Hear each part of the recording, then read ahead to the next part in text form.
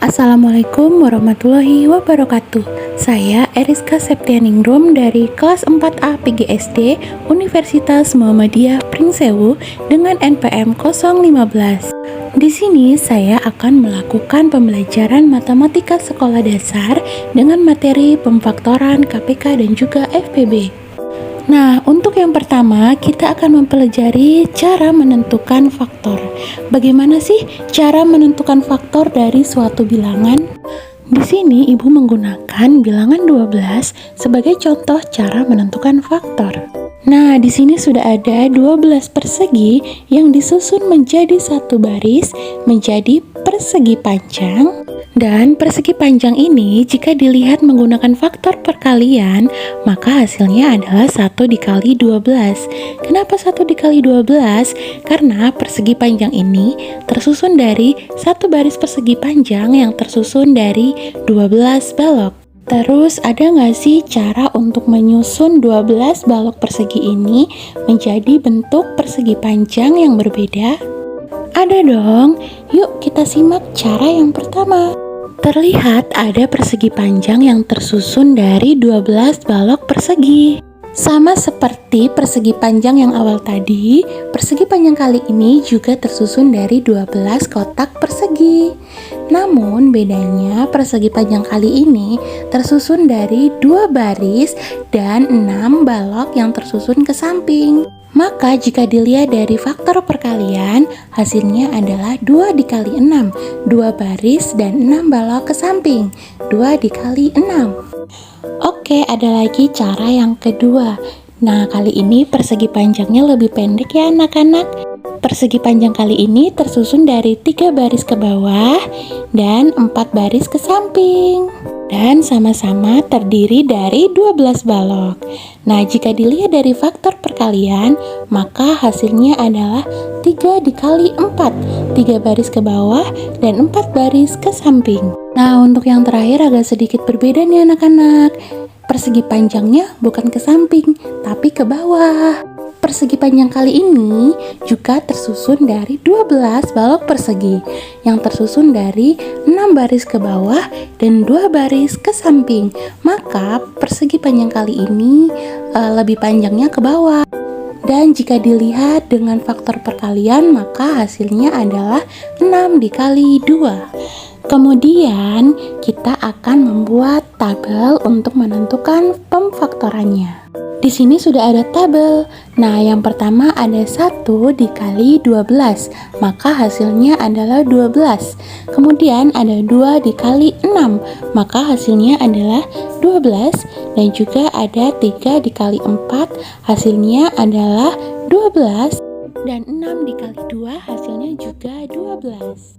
Maka dari yang tadi sudah kita buat beberapa persegi panjang yang kita susun dari 12 balok dan juga tabel-tabel yang sudah kita lihat, dapat disimpulkan bahwa faktor dari angka 12 atau bilangan 12 adalah 1, 2, 3, 4, 6, dan juga 12. Kita sudah belajar menentukan faktor, maka sekarang adalah waktunya belajar menentukan faktor persekutuan terbesar. Gimana sih cara menentukan faktor persekutuan terbesar dari 2 bilangan atau lebih? Yuk anak-anak, kita simak penjelasan dari teacher ya. Di sini ada contoh bilangan 18 dan juga 24. Tadi kita sudah belajar cara menentukan faktor. Maka untuk menentukan faktor persekutuan terbesar, kita harus mencari faktor dari 18 dan 24. Di sini sudah ditemukan faktor dari 18 adalah 1, 2, 3, 6, 9, dan juga 18. Dan faktor dari 24 adalah 1, 2, 3, 4, 6, 8, 12, dan juga 24. Nah, terus gimana Bu cara untuk menentukan faktor persekutuan terbesarnya? Nah, untuk menentukan faktor persekutuan terbesarnya, kita harus menyamakan angka-angka yang sama dari faktor 18 dan 24.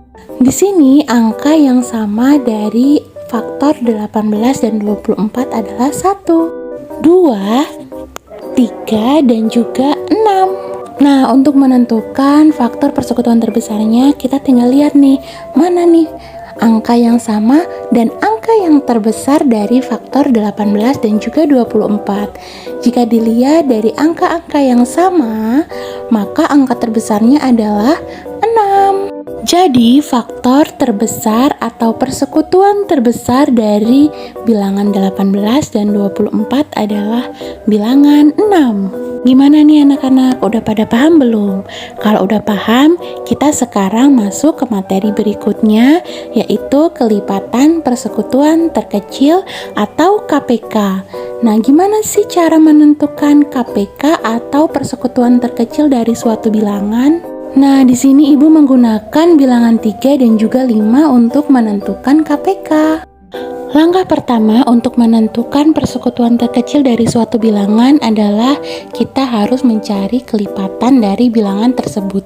Di sini kita harus mencari kelipatan dari angka 3 dan juga 5. Untuk angka 3, maka kelipatan dari angka 3 adalah 3, kemudian 3 ditambah 3 adalah 6, 3 ditambah 3 ditambah 3 adalah 9, 9 ditambah 3 adalah 12, dan juga seterusnya sampai 30.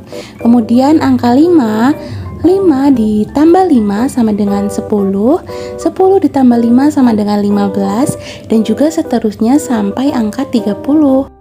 Kemudian langkah berikutnya sama seperti menentukan FPB, kita harus menentukan kelipatan yang sama atau angka yang sama dari bilangan 3 dan juga 5.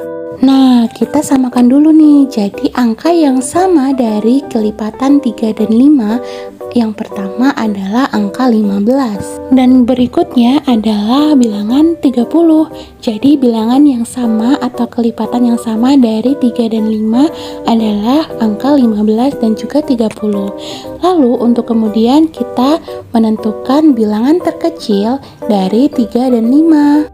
Persekutuan terkecil dari 3 dan 5 bisa dilihat nih, angka 15 dan juga 30. Maka mana nih yang lebih kecil dari 15 dan 30?